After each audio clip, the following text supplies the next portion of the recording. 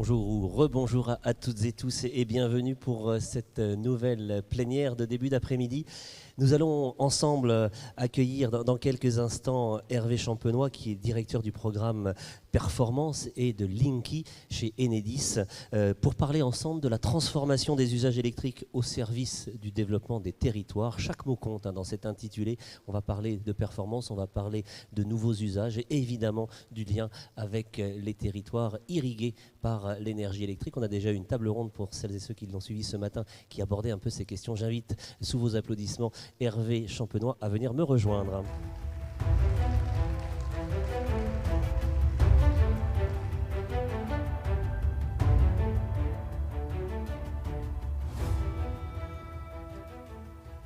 Voilà, vous vous installez tranquillement. Merci beaucoup Hervé Champenois d'être avec nous pour nous aider à peut-être mieux comprendre toutes les immenses transformations qui sont à l'œuvre dans le domaine de l'énergie, le réseau électrique. Enedis, on le sait, est le gestionnaire de ce réseau et les choses ont beaucoup évolué. Vous me confiez, lorsque l'on a échangé quelques instants, il y a quelques jours ensemble pour préparer cet échange, que lorsque vous avez débuté dans ce métier, la place occupée par le réseau de distribution n'était pas du tout celui qu'on connaît aujourd'hui. Vous pouvez nous expliquer un petit peu ? Bonsoir à toutes, bonjour. Oui, il fait encore jour dehors. Et à tous. Merci pour cette invitation ici au Forum économique breton. Oui, on a échangé. Bon, ça fait quelques années que j'ai commencé dans la distribution électrique. C'est un peu plus de 30 ans dans le domaine de l'exploitation des réseaux. Et effectivement, tout a changé depuis. À l'époque, on avait, tout le monde les connaît, des grandes centrales. Et notre rôle comme exploitant de réseaux de distribution, c'était vraiment d'acheminer, pour être un peu technique, du poste source, c'est-à-dire du grand réseau de transport, l'électricité vers le consommateur final. Au bout de la rue ? Exactement, au bout de la rue. Et aujourd'hui, c'est toujours ça, bien sûr. C'est un enjeu extrêmement important pour le réseau de distribution qui nous est confié, concédé par les collectivités. On ne le sait pas suffisamment peut-être, ça. Vous avez raison d'insister là-dessus. Oui, parce que souvent on dit le réseau de distribution, parfois, pas toujours quand même. Et de moins en moins, et tant mieux, on l'assimile à nous. C'est bien la propriété des communes qui souvent le concèdent à des syndicats d'électrification présents à la maille départementale et avec qui on a un dialogue permanent sur justement la performance du réseau. On voit le lien déjà au territoire qui s'esquisse à travers cette remarque. Exactement. Et le réseau, donc aujourd'hui, on a toujours cette mission d'acheminer l'électricité à chacun dans des conditions de qualité, de performance. Mais on a deux choses qui sont apparues ces dernières années, on pourrait même dire trois. Une première chose qui est le développement des énergies renouvelables, bien sûr, avec la préoccupation du climat. Et finalement, ce réseau qui était unidirectionnel, il n'y avait que d'un côté, il vient aussi de multiples sites. On a plus de 22 000 sites qui sont installés en France. On a un déploiement qui est exponentiel chaque année. C'est-à-dire qu'on doit doubler tout le nombre de sites que l'on a aujourd'hui. Le raccordement, comme on dit chez vous, il explose. Oui, il explose. Alors il y a toujours du raccordement pour des immeubles, mais on peut voir qu'un immeuble, maintenant, on va avoir des panneaux solaires sur son toit, développer de l'autoconsommation collective. Donc c'est le premier changement, accueillir toutes ces énergies renouvelables dessus que l'on n'avait pas auparavant, pas ce sujet-là pour nous. Donc premier sujet. Deuxième grand sujet qui vient, qui est lié au premier, c'est la dimension sociétale, où c'est normal, il y a une expression qui vient de... Les gens veulent consommer dans des circuits courts, les collectivités sont très engagées aussi pour participer à des villes durables. C'est aussi vrai à la maille départementale, c'est vrai à la maille régionale. Et je citais juste avant, par exemple, l'autoconsommation. L'autoconsommation, il y a une réalité technique que l'on va avoir aujourd'hui, mais c'est aussi une réalité sociétale. volonté de circuits courts. Il y a des attentes exprimées par les consommateurs dont vous Il y a- devez tenir compte aujourd'hui et encore plus demain. Exactement, des consommateurs, des collectivités. Et ça, c'est aussi... alors, il y avait déjà ça, mais là, c'est vraiment beaucoup plus fort Et ça va aujourd'hui. encore s'accélérer, parce qu'on en parlait ce matin, il y a un décret qui vient de sortir là, qui va peut-être permettre d'accélérer encore le recours à l'autoconsommation. Exactement, alors sur la production des ENR, sur le raccordement, je ne vais pas être Trop technique, mais ce sont des technique sujets qui sont importants. sur les puissances et sur les niveaux de tension, mais ça va s'accélérer. Alors c'est le Forum économique breton, donc ça s'accélère, bien évidemment, sur un territoire comme le vôtre, un territoire alors qui est passionnant d'un point de vue électrique, parce que alors j'appelle ça une péninsule électrique. Vous êtes en bout du réseau, si on peut dire, mais aussi à l'origine par le développement des énergies renouvelables, et puis aussi spécificité locale. Il y a une terre d'expérimentation qui est toujours formidable sur les énergies renouvelables, sur le réseau, ce sont les îles. J'ai eu la chance de travailler dans des îles lointaines ou un petit peu plus proches, et qui font toucher du doigt vraiment des fois ce que l'on ne peut pas ressentir sur un grand continent, la nécessité de durabilité et d'avoir des atouts avec des territoires qui ont du vent, qui ont la mer, et qui touchent du doigt directement des enjeux énergétiques. Alors, on est au Forum économique breton et depuis 2 jours, il est beaucoup question dans nos différents échanges et débats d'expérimentation, hein, vous savez. Et on dit parfois la Bretagne, c'est une terre formidable d'expérimentation. La raison que vous venez de rappeler, sa singularité géographique, la présence d'îles, pour vous, c'est un terrain de jeu particulier sur lequel vous pouvez justement peut-être imaginer des solutions pour demain ? Ah oui, alors j'allais dire c'est un terrain de jeu collectif, hein, parce que pour bien jouer, il faut être plusieurs, il faut être au moins à 2, mais là il y a de multiples parties prenantes. Donc c'est un terrain de jeu formidable ici, parce qu'il y a une dynamique économique qui est réelle. Il y a aussi un écosystème, des partenaires. Hein, je parlais juste avant avec, outre des entreprises de construction de réseau, mais aussi des entreprises qui interviennent dans le traitement des données, qui interviennent sur les télécommunications, où il y a des savoir-faire ici en Bretagne. Et donc, quand on lit tout ce développement, les demandes en matière d'énergie renouvelable et ces savoir-faire, ça offre, je pense, à tous les gens ici dans la salle. Hein. Et nous, on essaie à notre niveau, parce de faciliter tout ce travail-là au niveau de notre métier. Il y a un champ de développement, c'est sûr, d'expérimentation aussi qui est vaste. Il y a déjà beaucoup de choses qui sont faites. Hein. Il y a Smile qui témoigne aussi de beaucoup d'initiatives. Je vois Jean-Philippe Lamarcade ici, notre directeur régional, et une partie de son équipe qui ont conduit aussi des expérimentations avec des entreprises d'ici qui ont contribué à vraiment à participer à ce changement, cette évolution du réseau électrique. J'ai dit, hein, il y a le climat, la sensibilité du climat, il y a l'aspect sociétal, et puis il y a la troisième dimension qui change tout par rapport à ce que j'ai pu connaître il y a 30 ans. C'est aussi mondial, mais c'est bien d'être au cœur de ce sujet-là, qui est le numérique. Le numérique, d'ailleurs, au service des deux premiers enjeux que j'ai cités, et qui sont du développement pour nous. Hein. On est très heureux, moi je suis très heureux de voir le métier qui se transforme de distributeur. Ça enrichit les dialogues, les échanges avec les collectivités, avec les clients, et ça développe vraiment des savoir-faire qui sont au cœur des préoccupations qu'on a sur le monde entier. Hein.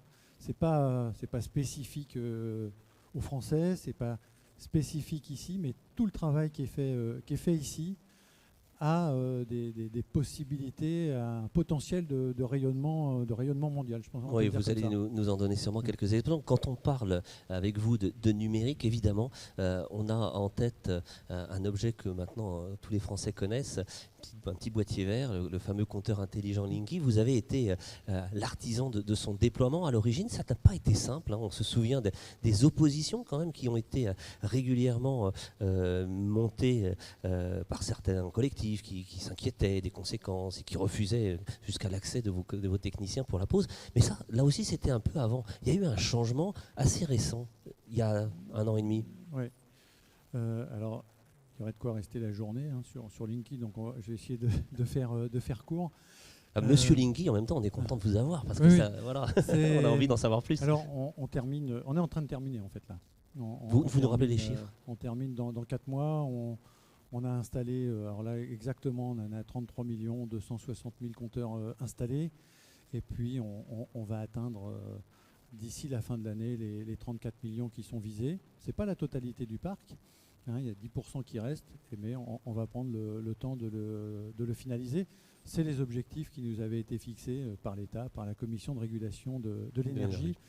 Et donc, on a eu effectivement un vrai changement, alors qu'on avait peur de l'inverse, après le premier confinement. Sociétal, là aussi. Hein, c'est un impact sociétal. Et alors ça rejoint des aspects qu'on a pu voir avant. C'est-à-dire que dans l'analyse que l'on a, hein, parce que on a essayé, on Vous a avez mis les meilleurs sociologues sur le coup. Des gens pour essayer de comprendre.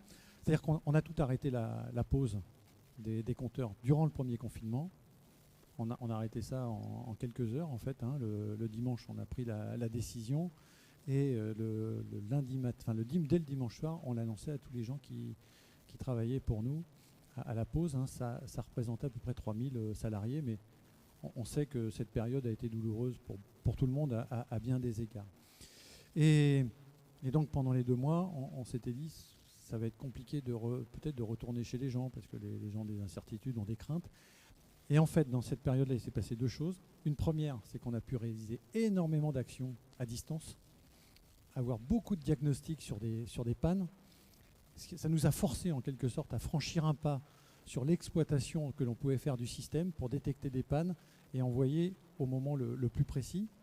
Et puis deuxième chose, on a eu un développement phénoménal des demandes de consultation des consommations, suivies, que ce soit chez les fournisseurs, puisque par vos fournisseurs d'électricité, vous pouvez suivre vos consommations heure par heure, jour par jour, et aussi chez nous.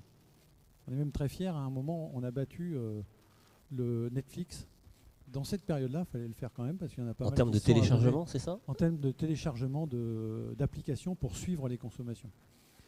Et parce qu'en fait, beaucoup de gens se sont dit, vous faites peut-être partie d'eux, finalement je suis chez moi, ça va me coûter plus cher parce que télétravail. Je télétravaille, je fais à manger chez moi, j'ai toute la famille. C'est arrivé quand même au début, il y avait encore du chauffage. Et donc on a croulé sous les demandes, on a battu tous les records de demandes de suivi de consommation. Est-ce que c'était pas finalement, l'heure de vérité pour Linky, et pour Linky, le fait que les consommateurs, les usagers ont compris enfin à quoi ça pouvait servir? Ce qui n'était peut-être pas évident au départ. En tout cas, ça a beaucoup aidé dans cette période-là, parce que les gens ont pris conscience de cette consommation, enfin pour beaucoup en tout cas, ont pris conscience de la valeur du coût, et aussi de l'intérêt à réaliser des économies. Et ensuite, en sortie de ce confinement, et c'est vrai en particulier ici en Bretagne, on a eu des chroniques extrêmement importantes. Alors les gens étaient chez eux, mais en plus nous accueillaient dans leur très grande majorité plutôt très bien pour suivre les consommations, un avant et un après. Voilà. Donc on a eu ce changement-là qui est très bien et qui témoigne aussi de l'utilité du système vu du consommateur. Alors il y a le consommateur individuel, particulier, que nous sommes chacune et chacun. Il y a aussi les entreprises, il y a aussi les collectivités. Est-ce que sur ces 2 autres catégories, vous avez observé une évolution dans les attentes, dans les usages?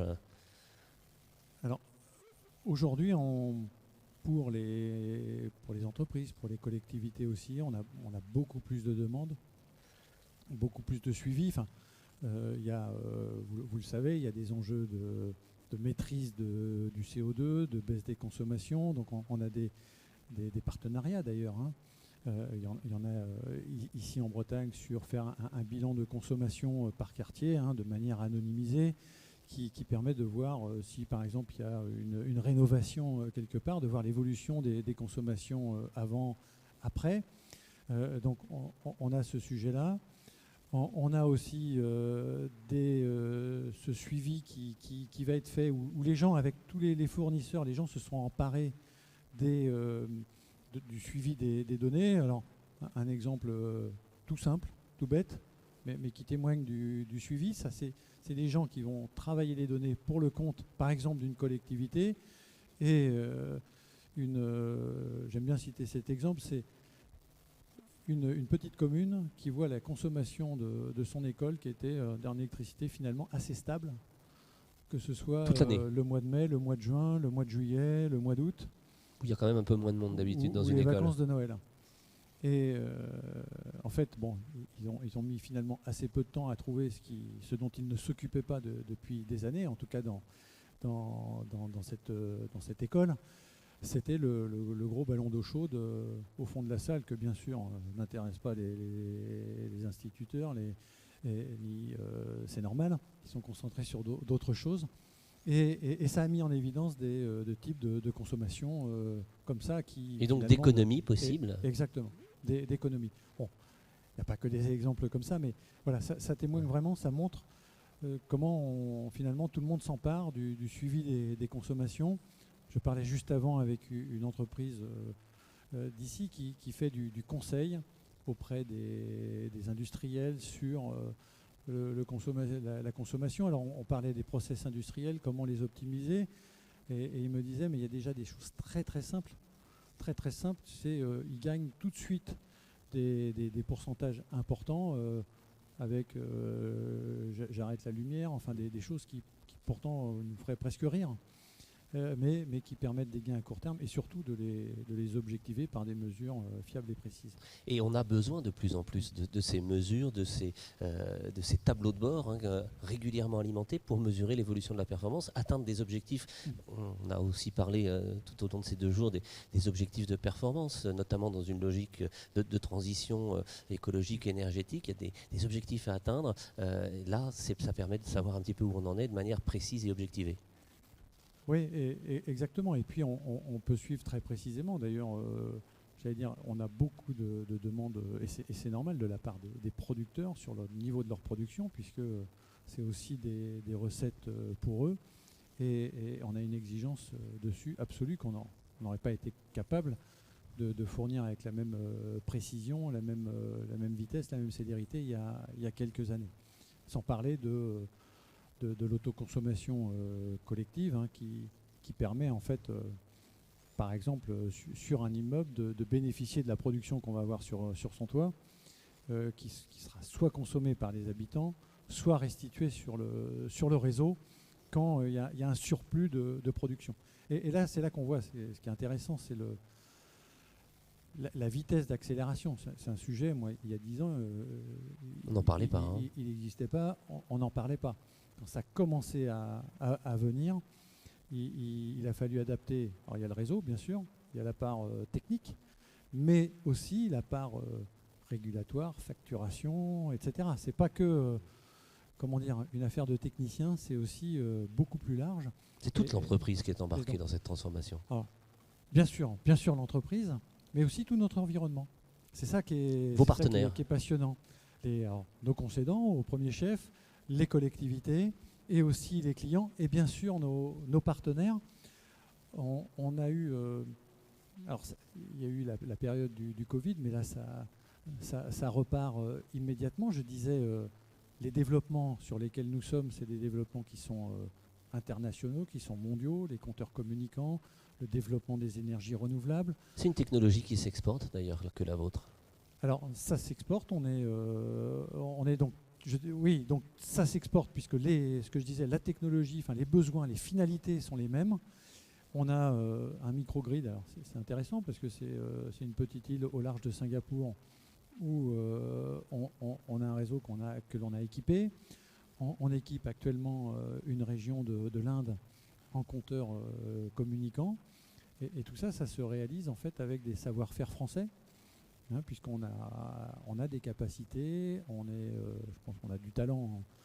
Alors quand je dis on, c'est la filière française, en intelligence artificielle, en développement de SI, en développement également de design d'électronique et aussi de savoir-faire réseau.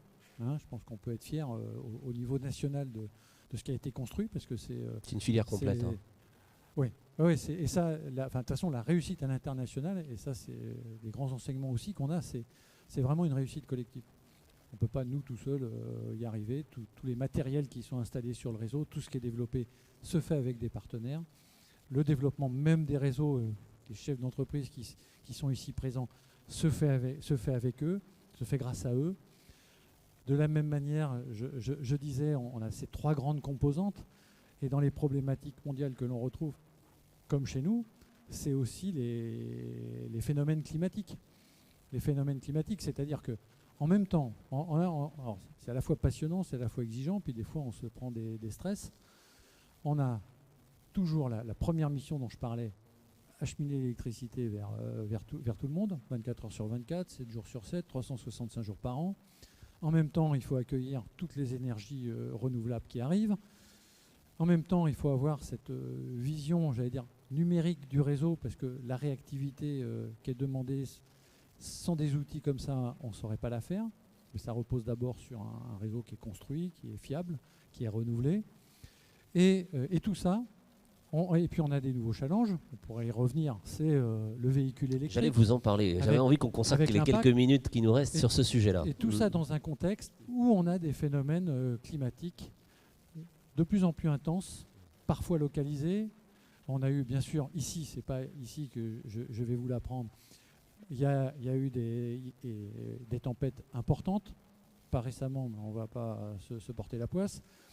Il y a 1 an, on avait en Côte d'Azur, en la vallée de la Roya, qui était coupée du monde, littéralement. Coupée du monde, avec des réseaux emportés. Vous avez entendu qu'il avait plu énormément dans le sud-ouest. J'étais avec notre directeur de Toulouse. Tout était inondé. Donc on a en plus cette dimension de résilience du réseau face à ces événements climatiques. On l'a vu, ça a frappé, hélas, nos voisins belges et aussi allemands. Donc on a en plus cette préparation à faire dans les défis que l'on a auprès de nous, dans des usages de l'électricité qui sont de plus en plus prégnants. Métier complexe et passionnant, métier d'avenir aussi pour attirer des talents et créer de l'emploi, ces fameux emplois de la transition dont on parle beaucoup. Alors ça offre plein d'opportunités d'emploi. Plein d'opportunités d'emploi, ça veut dire aussi pour des entreprises plein d'opportunités de développement. D'emploi, développement dans la partie numérique, développer des SI, maintenir une infrastructure. Bien sûr, il y a toute la part câblage, réalisation des réseaux, parce qu'il y a un travail physique qui est à faire, qui reste à faire et qui restera bien sûr à réaliser. Les véhicules électriques, pour la part réseau, c'est de l'adaptation à faire. Il y a des bornes à raccorder. Il y a aussi maintenant un travail de prospective pour savoir à peu près où on va, puisqu'il y a des usages différents. Donc à la fois sur des savoir-faire, des technos, des métiers historiques qui restent et qui perdurent dans le domaine et qui nécessitent bien sûr des hauts niveaux d'investissement pour maintenir en l'état et disponible le réseau qu'on nous a confié. Alors Hervé Champenois, vous l'avez rappelé en introduction, le déploiement du programme Linky est quasiment achevé et on a déjà en tête peut-être la suite, en tout cas un autre chantier d'envergure, vous l'avez mentionné également, c'est le déploiement des bornes de recharge pour les véhicules électriques dont on sait qu'elles sont la condition sine qua non de l'émergence de ce marché à grande échelle, le passage à l'échelle comme on dit. Comment ça va se passer? Vous avez des informations à nous partager là-dessus? Alors j'ai pas de scoop, sachant que les bornes peuvent être déployées par plein d'acteurs, oui. Que ce soit à l'interne par exemple d'un grand site ou autre. Par contre, notre rôle, c'est de faire en sorte que le réseau soit disponible. Voilà, et qu'il puisse supporter cet afflux. Pour supporter le raccordement. Tout le monde sait que si un immeuble classique, tous les habitants viennent et chargent on va dire, à pleine puissance leur voiture. Le congélateur marche moins bien, c'est ça? En puissance, c'est l'équivalent du quartier. Hein. Donc ça ne tient pas comme ça. Donc soit il y a des travaux de redimensionnement, et puis il y a des travaux aussi d'intelligence dans le réseau pour adapter les flux. On peut avoir, il y en a d'ailleurs qui le développent, avec, pour des particuliers, la borne va adapter sa puissance de charge avec les informations que lui transfère le. Je lance une machine à laver, ça ralentit, c'est ça? Je mets le four pour dîner, toc, ça va ralentir la charge, sachant que a priori il y aura de la puissance disponible au moment de la nuit pour pouvoir le faire. Donc voilà, il y a un champ des possibles. Et ça va aller vite, important. Ça, c'est le chantier des années qui viennent, là, vraiment.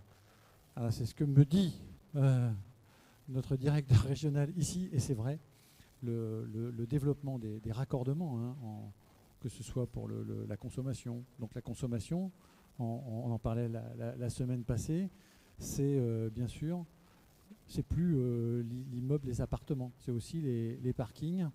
Les promoteurs vont équipent maintenant les parkings de bornes dans ce qui se construit dans le neuf. Donc il y a déjà ça qui change, plus les ENR, bien sûr, qui sont disséminés partout. Hein. Ça va du panneau solaire, pour nous, jusqu'à la ferme éolienne de grande puissance. Hein. Ce qui est sur la mer est assuré par nos collègues de RTE.